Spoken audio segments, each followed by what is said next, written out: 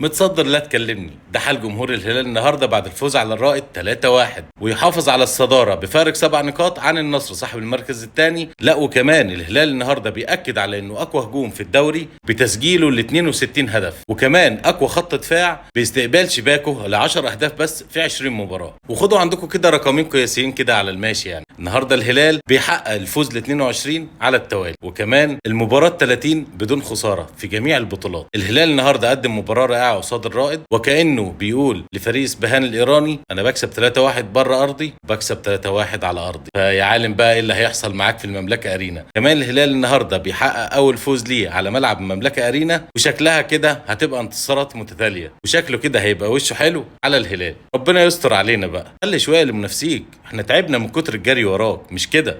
طيب تعالوا نتكلم على هدف المباراة. النهارده متروفيتش افتتح تسجيل الاهداف في الدقيقة 3 بمجهود رائع من سالم الدوسري كالعادة، بسم الله ما شاء الله عليه. وبعد كده بيسجل الهدف الثاني من ضربة جزاء في الدقيقة 29 عشان الهلال يكمل تألقه لحد الدقيقة 52 في الشوط الثاني. وكوليبالي سجل هدف رائع برأسية في الدقيقة 52. وبعد كده الرائد في الدقيقة 96 بيسجل الهدف الوحيد ليه عن طريق أمير سعيود. وبفوز النهارده بقى يا جماعة الهلال بيكشر عن أنيابه لفريق اسبهان الإيراني، بيقول له تعالى انت متاكل. وميعادنا يوم الخميس ان شاء الله الساعه 9 على ملعب المملكه ارينا، وان شاء الله يكون اول فوز للهلال في دوري ابطال اسيا على ملعبهم الجديد. مبروك للهلال، مبروك لكل جمهور الزعيم، بالتوفيق ليكم المباراه الجايه. سلام.